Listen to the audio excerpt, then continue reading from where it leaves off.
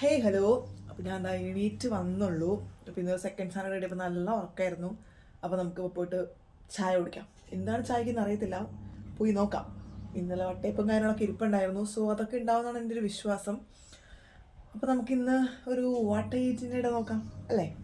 Yes, വാ guys. കുറച്ച് ഉപ്പുമാവ് ഇരിപ്പുണ്ട് ഗൈസ്. അങ്ങനെ അപ്പോൾ ഞാൻ പ്ലേറ്റൊക്കെ എടുത്തിട്ട് ഉപ്പുമാവ് അങ്ങ് തട്ടാന്ന് വിചാരിച്ചു. കുറച്ചുണ്ടായുള്ളൂ കേട്ടോ ഗൈസ്. കാരണം ഞാൻ രാവിലെ പൊതുവെ ബ്രേക്ക്ഫാസ്റ്റ് കഴിക്കുന്ന ഒരു കൂട്ടത്തിലല്ലാത്തതുകൊണ്ട് മമ്മി എനിക്ക് ഒത്തിരി വെച്ചിട്ടുണ്ടായില്ല. കുറച്ചുണ്ടായുള്ളൂ. അപ്പോൾ ഞാൻ എന്ത് ചെയ്തു, കുറച്ച് ഉപ്പുമാവും ഇന്നലെ ഉണ്ടാക്കി, ഞാൻ പറഞ്ഞില്ലേ വട്ടയപ്പം ഉണ്ട് ഗൈസ്. ആ വട്ടയപ്പവും അതുപോലെ തന്നെ ലഡു ഇരിപ്പുണ്ടായി. അപ്പോൾ ഞാൻ വിചാരിച്ചാൽ ലഡു കൂടെ കൂട്ടി ഉപ്പുമാവ് കഴിക്കാൻ, പഞ്ചസാര വേറെ എടുക്കേണ്ട ആവശ്യമില്ലല്ലോ.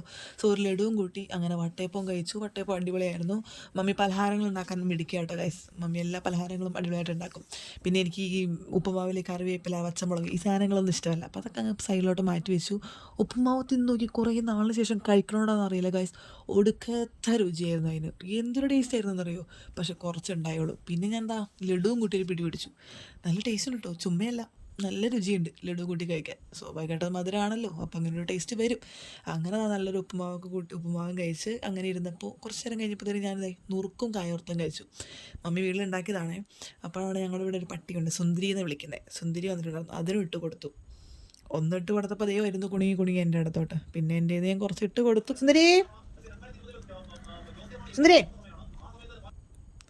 പിന്നെ ഞാൻ എന്താ ഉച്ചയ്ക്ക് ചോറിനാൻ വേണ്ടി കേട്ടോ. ചോറിന് 2 മണിയായിട്ട് ചോറുണ്ണാൻ വേണ്ടിയിട്ട് നല്ല മാങ്ങാക്കറിയും അതുപോലെ തന്നെ നല്ല നമ്മുടെ വാഴയുടെ കൂമ്പില്ലേ, കൂമ്പല്ലല്ലോ ഗൈസ്, പിണ്ടി, യെസ്, വാഴപ്പിണ്ടിയും അതുപോലെ തന്നെ നമ്മുടെ ചെറുള്ളിയിൽ മുളക് പൊടി അതുപോലെ തന്നെ വെളിച്ചെണ്ണയൊക്കെ ചാലിച്ചിട്ട്, യെസ്. എന്തോ ഞാൻ നോമ്പായതുകൊണ്ട് എനിക്ക് വേറെ ഒന്നും കൂട്ടാൻ പറ്റില്ല ഗൈസ്. അതുകൊണ്ട് ഞാൻ അങ്ങനത്തെ ഉള്ള കറികളാണ് തൽക്കാലം കൂട്ടുന്നത്.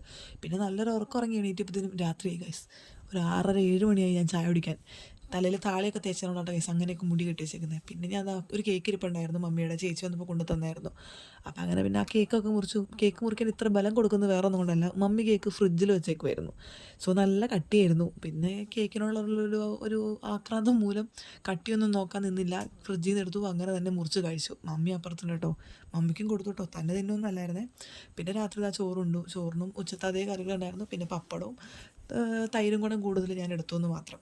അങ്ങനെ നല്ല അതൊക്കെ കൂട്ടി നല്ല അടിപൊളിയായിട്ട് ആസ്വദിച്ച് വയറ് നിറച്ച് ചോറുണ്ടു.